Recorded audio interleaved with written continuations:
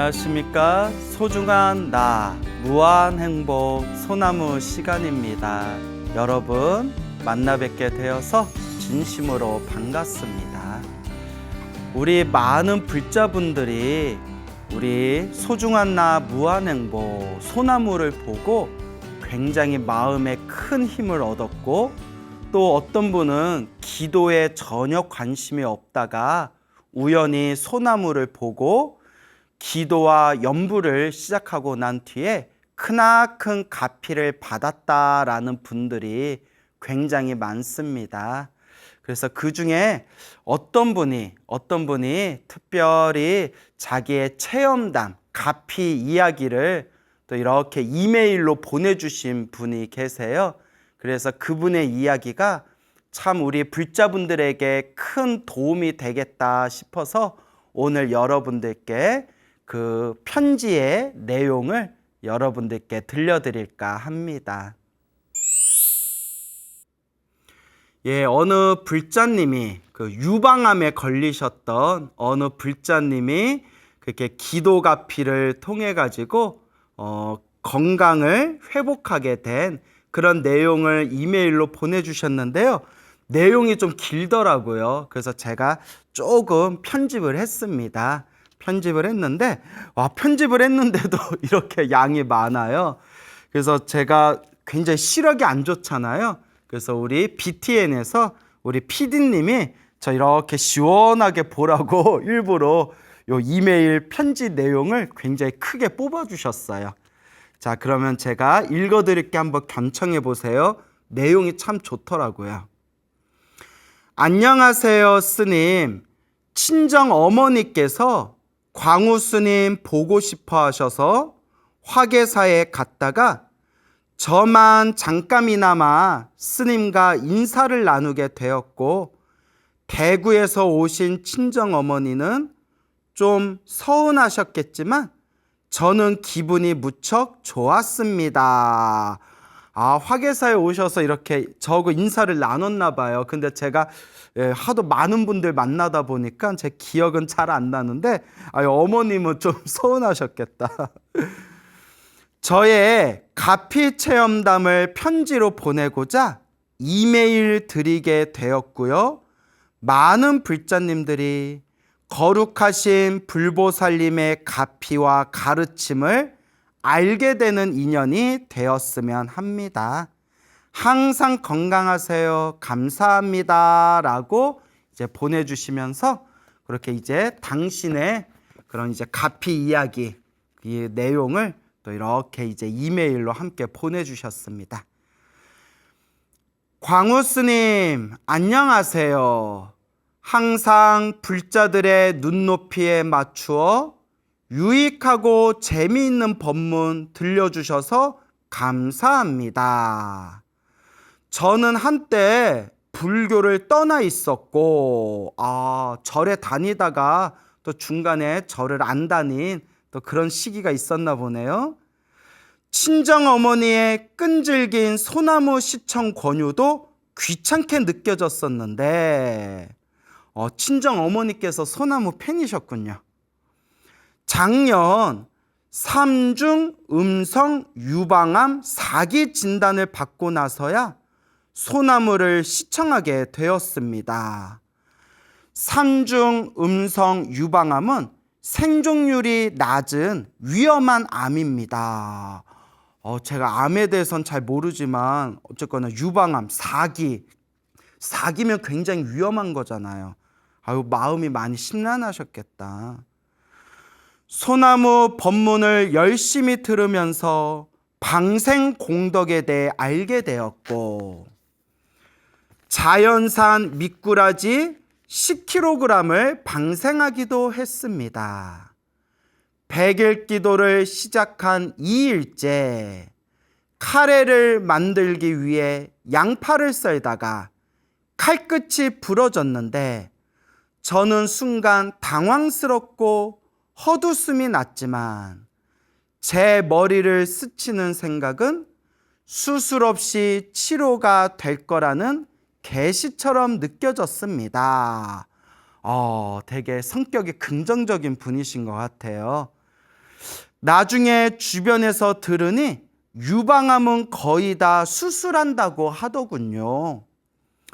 100일 기도 3일차 꿈에서 아담하고 동그란 무대에 기품 있고 아름다운 여인이 하얀색 발레복을 입고 무대에 등장해서 아름다운 춤을 추었는데, 나중에 인터넷에서 보니까 제가 꿈에서 봤던 모습과 너무나 똑같은 관세음보살님이 나오는 것입니다.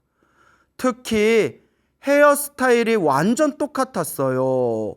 와, 이제 이런 체험을 하게 되면 그래도 마음에서 뭔가 묘한 감정이 올라오겠죠. 꿈에서 그렇게 이제 하얀 옷을, 발레복을 입은 여자를 봤는데 나중에 인터넷에 관세음보살님하고 똑같이 생겼다. 그러면 이것도 정말 보통 인연이 아닌 거죠. 너무 놀랐고 너무너무 기뻤습니다. 항암 치료 받으면서 매일 아침, 저녁 식사 후 전기 온열팩으로 가슴 부분을 90분가량 찜질했고, 찜질을 하고 나면 체력이 회복되면서 컨디션과 기분이 아주 좋아져서 업무도 할 수 있었습니다. 어느 날 연불 중에 생각하기를, 수술 없이 완쾌되면 관세음보살님의 가피와 투병 과정을 인터넷에 올리겠다고 발언했더니 그윽한 기도 산매에 들게 되었고, 감사와 기쁨의 마음으로 가슴이 벅찼습니다.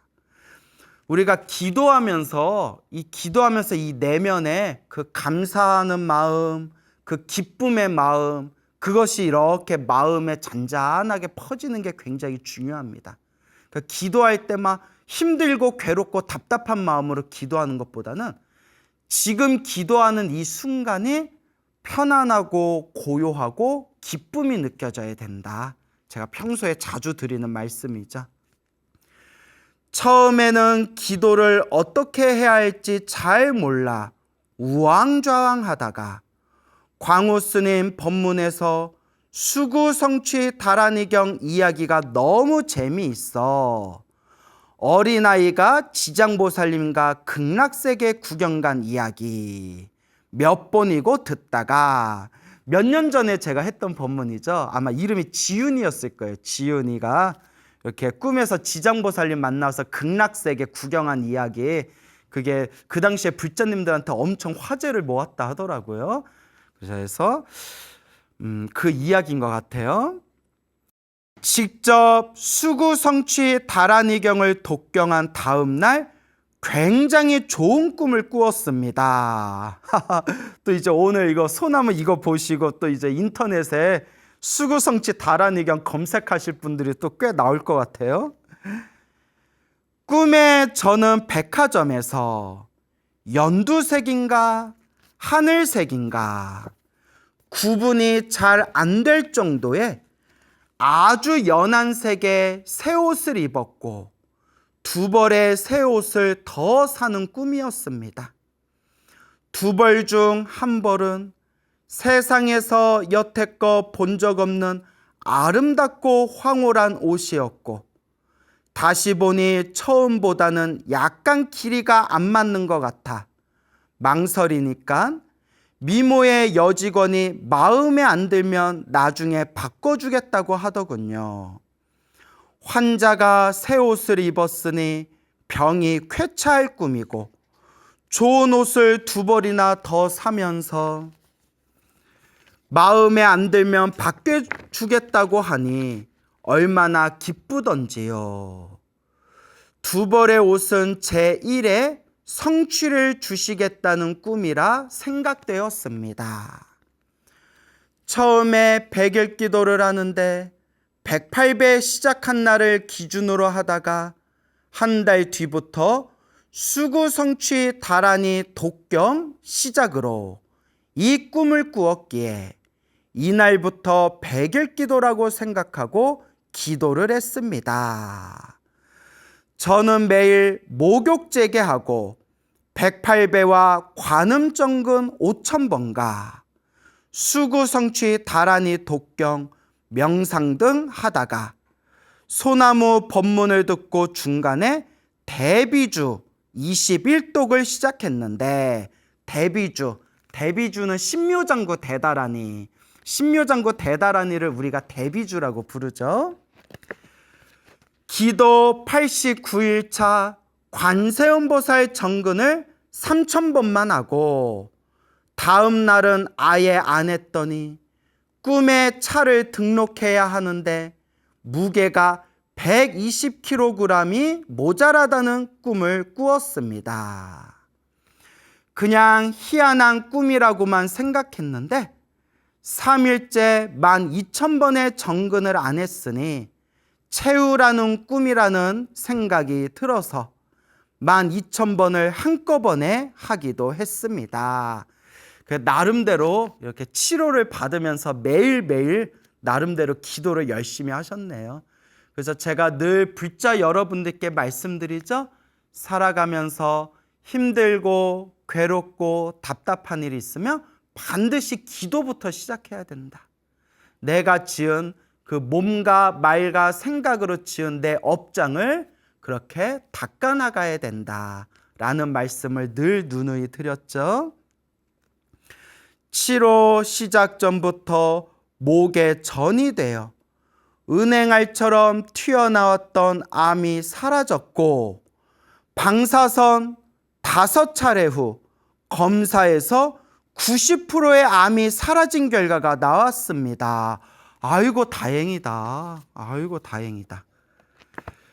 항암을 하면서도 관세음보살님의 가피로 잘 먹고 업무 일도 볼 수 있었는데 주치 교수님이 제가 항상 씩씩하고 항암을 위한 검사 수치도 늘 좋다며 놀라워 하셨습니다. 음식 조절에 잠시 방심하면서 겨드랑이가 부었으나 암이 아니라고 하셨고 3개월 후 검사에서는 가슴, 겨드랑이, 목의 암이 사라지고 흉부에 8mm 하나만 남아있다는 기적 같은 검사 결과가 나왔습니다. 저도 기뻤지만 주치 교수님과 방사선과 교수님이 기뻐하시는 모습에 더 뿌듯했고 관세음보살님의 가피로 훌륭하신 주치 교수님을 만났다고 생각합니다. 치료는 잘 되고 있었지만 제 자신이 너무나 가엾게 느껴졌고 할 일도 굉장히 많고 바쁜데 치료하느라 일을 제대로 하지 못한다는 생각, 이상하게 어깨가 많이 아파서 힘이 없었고 운동을 하면서 겨드랑이 붓기가 좋아지긴 했지만 몹시 신경이 쓰였습니다. 그렇죠. 치료받다 보면 마음이 막 울적해질 때도 있고 자꾸 막 사지육신이 막 이렇게 뻑적지근하고 그렇게 고통이 밀려올 때도 있겠죠. 기도하면서 발언하기를 더 이상 항암 치료 때문에 시간과 에너지를 허비하지 않게 해달라고 흐느끼면서 기도했습니다. 그렇게 이제 눈물을 흘리면서 기도하셨군요. 기도 96일 차였는데 꿈을 꾸었습니다. 언니가 차를 너무 싸게 팔려고 해서 속상한 마음이 들어 제가 사려고 보니 차가 아주 작은 차였고 속으로 생각하기를 내게는 더 좋은 차가 있는데 싶어 안 샀는데 이 꿈이 제게는 이미 좋은 가피가 있으니 쓸데없는 걱정할 필요가 없다는 꿈인가 보다라는 생각이 들었습니다. 두 번째 방생을 했고 다시 100일 기도에 들어갔습니다. 그런데 왠지 자꾸 걱정이 돼요. 주치 교수님께 말씀드렸더니 진단해 보신 후 계획보다 일찍 2차 검사를 받았습니다. 자꾸 걱정이 되었나 보네요. 기도하면서도. 검사 결과가 나오기까지 일주일간 저는 관세음보살님의 몽중가피대로 나는 결국 완쾌될 것이라는 믿음을 굳게 지녔고 마음도 평온했습니다. 검사 결과 보러 병원 가는 날에도 운전하면서 마음속으로 계속 관세음보살님을 불렀습니다. 검사 결과에 대해서 마음 단단히 먹고 있었는데 교수님께서 암이 완전히 사라져서 수술 안 해도 될 것 같다는 말씀을 하셨습니다. 와, 제가 유방암은 원래 모두 수술하는 거 아닌가요? 혹시 완치가 힘들어서 안 하는 건가요? 하고 여쭈었더니 교수님 말씀이 제거할 암이 없는데 절개해서 어쩌겠는가 하시는 것이었습니다. 광우 스님 소나무를 보면 꿈에서 고름이 나오고 실지렁이를 뽑아내고 관세음보살님께서 직접 수술하시는 꿈 이야기를 들으며 나도 그런 꿈을 꾸었으면 좋겠다고 생각했는데 저 또한 열심히 치료받으면서 기도가피를 받은 것 같습니다. 야, 너무 다행이다. 참 좋네요. 특히 방생이 지름길이었던 것 같다는 말씀도 꼭 전하고 싶어요. 옛적부터 큰 스님들께서도 방생공덕, 그래서 특히 몸이 아플 때에는 그렇게 방생을 많이 하라라는 그런 가르침이 있습니다. 여러분, 방생할 때에도 지혜롭게 하셔야 돼요. 제가 소나무에서 몇 번 말씀드렸죠. 방생을 할 때에도 내가 이 축생을 뭐 물고기라든가 뭐 꿩이라든가 이 축생을 내가 지금 방생하는 지금 이 상황과 조건이 적절한가라는 것을 잘 지혜롭게 판단해야 됩니다. 예를 들어 민물에 살고 있는 걸 바닷물에다 방생하고 바닷물에 살아야 되는 걸 민물에다가 방생하고 또 우리나라 토종 어류를 위협할 수 있는 그런 외래 어종을 막 함부로 막 우리나라에서 막 방생하고 이런 거는 지혜롭지 못한 방생이죠. 그렇기 때문에 반드시 지혜롭게 방생하셔야 된다. 힘들다는 삼중 음성 유방암 4기인데 치료 시작 5개월 만에 암이 모두 사라져 수술 없이 치료가 된 것은 모두 거룩하신 관세음보살님의 가피입니다. 관세음보살님과 아미타 부처님을 알게 해주신 소나무는 제게 생명의 은인이며 광우 스님은 불교계의 보배라는 말씀과 너무나 감사하다는 말씀 드립니다. 스님, 오래오래 건강하게 불자들에게 좋은 법문 들려주실 것을 부탁드립니다. 광우 스님과 BTN에 다시 한번 감사드립니다. 두 손 모아 나무 아미타불 관세음보살 관세음보살 관세음보살 나무 아미타불 관세음보살. 보내주신 소중한 그 이메일에 그 부처님 관세음보살님 가피 이야기 우리 한번 잘 들어봤습니다. 참 기분이 너무 좋다. 그저 여러분, 그래서 유방암 4기까지 그렇게 이제 굉장히 악화된 상황이었는데 물론 병원 치료도 잘 받으신 거예요. 그렇기 때문에 우리 부처님의 가피, 이 관세음보살님의 가피, 불보살님의 가피의 공덕이라는 것은 결국 나의 간절함입니다. 여러분, 제가 여러분들한테 복을 드릴 수도 없고 제가 여러분들에게 병을 나아라 뿅 하고 이렇게 낫게 할 수도 없습니다. 오로지 부처님, 오로지 불보살님의 가피를 믿고 나의 업장을 소멸하는 마음으로 닦고 닦아 나아갈 뿐입니다.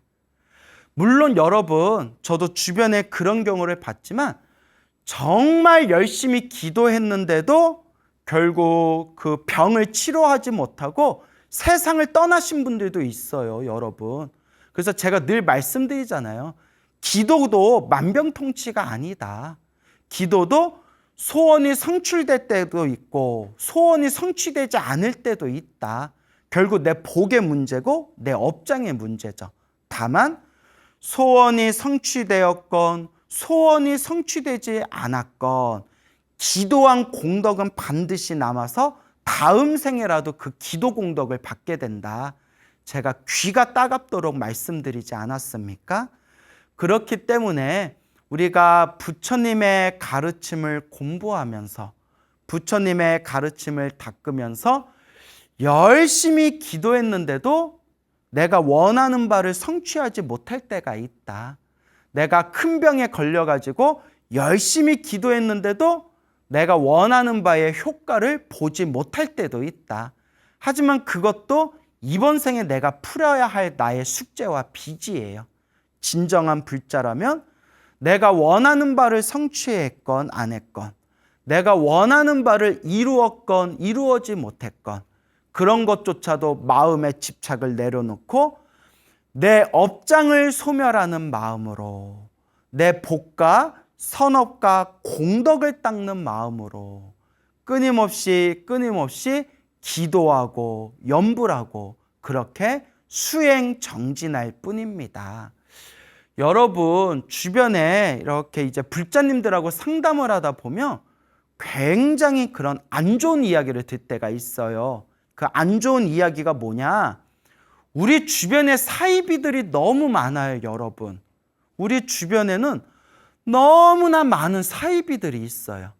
그래서 나를 찾아와서 나한테 제사를 지내면 네 병이 다 낫는다라든가, 내가 너의 몸을 만져주면 너 병이 다 낫는다라든가. 근데 이런 사람들 공통점이 뭐냐? 돈을 많이 가져오래요. 돈을 많이 내야 그게 정성이 된대요. 그러면 우리가 이런 얘기 들으면 올바른 마음을 가진 불자라면 그것이 사특하고 삿된 것이다 라는 걸 알 텐데, 그런 거에 홀딱 넘어가는 사람들이 많아요. 왜 저런 거에 넘어갈까? 왜 넘어갈까라고 생각했는데 가만히 보니까 너무 절박한 거예요. 너무 절박하니까 혹시나 하고 홀딱 넘어가는 거예요. 여러분, 절대 그런 법은 없습니다. 소나무를 시청하는 우리 불자 여러분, 혹시라도 큰 돈을 가져와서 내가 제사 지내주면 너의 소원을 다 이뤄줄 수 있다. 모든 일이 술술 풀린다. 라는 사람의 99%는 사이비일 확률이 높습니다. 99%니까 거의 100%로 보면 되죠, 여러분. 근데 제 주변에 그런 거에 홀딱 속아가지고 저한테까지 상담하러 오신 분들이 있더라고요. 절대 그런 거에 넘어갈 필요가 없습니다. 그동안 소나무를 통해서 여러분들에게 말씀드렸지만 내 업장은 내가 닦는 겁니다. 내 업보는 내가 닦는 겁니다. 아니 무슨 제사 몇 번 지냈다고 모든 소원이 이루어지면 저도 그냥 제가 제사 지낼래요. 그런 법은 없습니다. 물론 여러분 지장경에도 나오지만 천도제의 공덕은 있습니다. 하지만 제가 여러 번 말씀드렸지만 천도제가 만병통치는 아니다. 내 업장을 완전히 소멸하고 내 공덕을 닦는 것은 염불, 기도부터 시작해야 된다. 내 업장부터 먼저 닦아야 된다라는 말씀을 제가 누누이 드립니다. 다시 말씀드리지만 주변에 너무나 사이비들이 많고, 그리고 이런 얘기 아무리 해도 또 홀딱 넘어가요. 그래서 제가 그냥 포기했어요. 이런 이야기하면 죄송하지만, 정말 죄송하지만 냉정하게 저도 25년 동안 절에 있었잖아요. 끼리끼리 만나요. 이게 너무나 따끔한 얘기지만 끼리끼리 만납니다. 가지 말라 해도 가는 사람은 가더라고요. 끼리끼리 만난다. 결국 그것도 자기 업인 것 같아요, 여러분. 이게 어쩔 수가 없어요. 소를 물가에 끌고 갈 수는 있어도 그 물을 억지로 마시게 할 수는 없다. 그래서 여러분들 주변에 유독 돈을 밝히는 종교인이 있다면 마음에 이렇게 이제 선을 두고 조심스럽게 신중하게 바라볼 필요가 있습니다. 그래서 항상 부처님의 경전을 의지하고 부처님의 경전, 부처님의 말씀을 따라서 그렇게 법을 닦는 불자가 되시기 바라고, 내 업장을 소멸하는 것은, 내 업보를 소멸하는 것은 먼저 나의 부처님을 향한 간절한 기도에서부터 시작되는 것이다 라는 것을 꼭 명심하시길 바랍니다. 그리고 또 어떤 불자님이 제 개인 SNS에 또 이렇게 재미난 내용, 짧은 글을 하나 올려주셨는데, 또 여러분들께 이 SNS에 올라와 있는 그런 짧은 글 한 편 또 들려드릴까 합니다. 예, 어떤 불자님이 제 개인 SNS에 한 며칠 전에 올리신 글인데요. 그분 또 이제 개인 프라이버시가 있으니까 그 이름은 공개하지 않겠습니다. 스님께 3배 올립니다. 스님, 저는 부산에 사는 불자입니다. 절에 다닌 것은 15년 정도 되었어요. 근데 3년 전 스님의 법문을 인터넷 동영상에서 듣게 되었어요. 참 희한한 일이죠? 스님의 법문들은 처음 그날 어떤 내용인지는 생각이 안 나고요. 그래, 3년 기도를 하자 하고 시작으로 올해 6월 7일에 3년 참회 기도를 회양하였습니다. 3년의 기도 중 참 울기도 많이 울었고요. 나쁜 일과 좋은 일을 겪었습니다.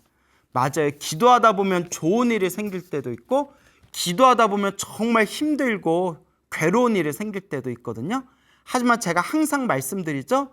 열심히 기도했는데 기도하는 과정에 힘들고 답답한 일이 생기는 것은 내가 크게 받아야 할 업보를 작게 받고 있는 업장 소멸의 과정이다. 제가 늘 말씀드리죠. 한 가지 신기한 일이 있어서요. 제가 2년 전에 머리가 조금 어지러워 MRI를 찍었는데 두 곳이 모두 막혀가는 것 같다고 조심해야 한다는 의사 선생님의 말씀에 걱정을 많이 하며 가슴 조이며 살았어요. 2년 뒤에 다시 찍어보라는 의사 선생님의 말씀에 요번 5월 16일에 MRI를 찍었는데 머리가 깨끗하게 나은 거 있죠. 얼마나 기쁜지요. 아이고 참 다행입니다. 이것도 참 신기해요. 머리가 두 군데가 막혀가고 있다고 조심조심해라. 그렇게 의사 선생님이 얘기해 줬는데 그렇게 2년 뒤에 다시 찍어봤더니 아주 깨끗해져 있더라. 아, 정말 참 다행이고 정말 부처님의 가피입니다.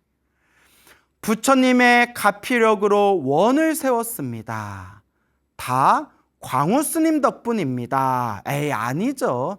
예, 그 빈말이라도 이렇게 얘기해 주셔서 제가 고맙긴 한데 다 제 덕분이라는 건 말이 안 되죠. 제가 늘 말씀드리지만 내 스스로, 본인 스스로가 기도하고 수행해서 업장을 소멸하는 것이지 제가 여러분들에게 가피를 줄 수 있는 게 아닙니다. 하여튼 너무나 다행입니다. 감사합니다. 스님, 제가 마지막 100일 기도는 집에서 가까운 절에 가서 매일 108배를 했답니다. 언제 할 수 있을까? 마음 먹었을 때 하자 하고 했는데 벌써 끝났네요. 다 이야기는 못하지만 전 믿습니다. 기도의 힘, 부처님께서는 항상 우리 곁에 계신다는 것을요. 지금은 108배를 안 하면 몸이 찌뿌둥해요. 전 오늘도 계속 참회의 기도, 감사의 기도를 한답니다. 광우 스님 두서없이 쓴 글이지만 읽어주셔서 감사합니다. 만약 언젠가 그때가 언제가 될지 몰라도 광우 스님 배울 날 있을 때에는 제가 스님께 300 꼭 올리고 싶습니다. 광우 스님 늘 언제나 건강 챙기시고요. 우리 불자들을 위해 부처님 말씀, 법문 많이 들려주세요. 광우 스님 감사드립니다. 라는 글을 올려주셨습니다. 이렇게 우리 불자님들께서 보내주신 또 소중한 체험담 이야기 살펴봤습니다. 여러분들께 제가 항상 드리는 이야기가 있죠. 좋은 일도 나쁜 일도 내가 지은 업의 인연이다. 행복도 불행도 다 내가 지은 업이다. 그 업이라는 것은 결국 내가 짓고 내가 책임지고 내가 풀어야 할 나의 숙제와 나의 빚이다. 그렇기 때문에 진정한 불자라면 매일매일 간절히 기도하면서 시작 없는 옛적부터 탐욕과 성냄과 어리석음으로 몸과 말과 생각 따라 지었던 이 모든 업장을 제가 참회합니다 라는 마음으로 닦고 닦으셔야 됩니다. 우리가 과거 전생에 무슨 복을 지었길래, 우리가 머나먼 과거 전생에 어떤 착한 뿌리를 지었기에 우리가 이번 생에 이토록 소중하고 훌륭한 부처님 법을 만났는가. 참으로 다행이다 라는 마음을 우리가 항상 되새기고 명심해야 됩니다. 우리 주변에 이 부처님의 가르침을 만나서 간절히 기도하고 간절히 정성스럽게 염불하고 그렇게 선업과 공덕을 닦아서 자기 삶의 아름다운 그런 크나큰 가피를 받으신 분들이 굉장히 많습니다. 제가 늘 불자님들께 드리는 이야기지만 이런 이야기 백날 귀로 들어도 의미가 없습니다. 백날 소나무를 1편부터 지금까지 달달달 외우고 있다 한들 그것이 내 업을 바꾸고 내 업장을 소멸하고 내 운명을 바꾸고 내 공덕을 닦는데 과연 무슨 의미가 있겠습니까? 맞습니다. 그렇습니다. 내 스스로 몸으로 닦아야 됩니다. 불교는 지식의 종교가 아닙니다. 불교는 귀로 듣고 귀로 끝나는 지식의 종교가 아니라 몸으로 실천하는 체험의 가르침, 체험의 종교입니다. 여러분들이 간절하게 기도하면서 관세음보살을 부르든 지장보살을 부르든 금강경을 독송하든 법화경을 사경하든 나무아미타불을 간절하게 부르든 어떤 기도를 하든 일단 지금 시작하셔야 됩니다. 간절하게 내가 염불 한번 할 때마다 나에게 주어진 그 업장이 염불 한번 할 때마다 염불 한번 한 만큼 그 업장이 소멸하고 내가 염불 한번 할 때마다 염불을 한번 하면 염불을 한번 한 만큼 내 공덕의 산이 쌓이고 있다라는 마음으로 늘 염불하고 늘 기도하고 늘 선업을 닦아야 됩니다. 그리고 우리가 항상 부처님의 가르침을 의지하고 공부할 때는 늘 부처님의 경전을 근거로 삼아서 공부하셔야 됩니다. 우리가 어떻게 닦아야 되는지는 부처님 경전 안에 다 있습니다. 근데 사람들 따라서는 총명해가지고 머리가 타고나기를 총명해서 부처님의 경전 공부를 술술 잘하시는 분들이 있는가 하면 솔직히 우리 주변에 사람들을 보면 타고나기를 머리가 조금 둔해가지고 아무리 책을 봐도 잘 이해를 못하고 그리고 어제 본 내용인데 오늘 싹 다 잊어버리는 분들도 실제로 계십니다. 뭐 그런 분들을 제가 비하하려는 건 절대 아니고요. 저는 제가 얼마나 잘났겠습니까? 다만 진짜 그런 분들이 있더라고요. 그런 분들한테는 아무리 경전을 봐라 해도 그게 좀 잘 안 되는 것 같더라고요. 그래서 옛날 큰 스님들이 하신 말씀이 8만대장경이 연불 안에 다 있다. 8만대장경의 모든 가르침이 나무아미탑을 6글자에 다 들어있다라는 법문도 있습니다. 스님, 제가 좀 머리가 둔해가지고 아무리 부처님 경전을 봐도 무슨 내용인지 하나도 모르겠어요 하는 분들은 이렇게 우리 불교 TV에서 이렇게 스님들이 쉽게 설명하는 그런 생활 법문부터 자꾸 들으시고 그 생활 법문부터 법문 듣는 걸 시작으로 해서 자꾸 연불하시고 자꾸 연불하면서 닦아 나아가셔야 됩니다. 늘 부처님의 가르침, 부처님의 법문을 의지하면서 닦아야 된다라는 걸 명심하셔야 됩니다. 그래서 우리 불자님들께 늘 드리는 이야기, 항상 기도해라, 연불해라. 기도하면서 내가 지은 그 업장을 자꾸 그 업장을 소멸해야 된다. 그 다음에 두 번째가 복을 지어라. 항상 복을 짓고 선업을 짓도록 자꾸 노력해야 된다. 우리 그 절에 다니시는 분들 중에서 자꾸 그렇게 복 까먹는 분들이 또 있어요. 여러분들은 안 그러겠지만 그래도 내 스스로 한번 반성해 봐야 돼요. 특히 절에 다니는 분들 중에서는 막 입으로 복을 막 까먹는 분들이 많아요.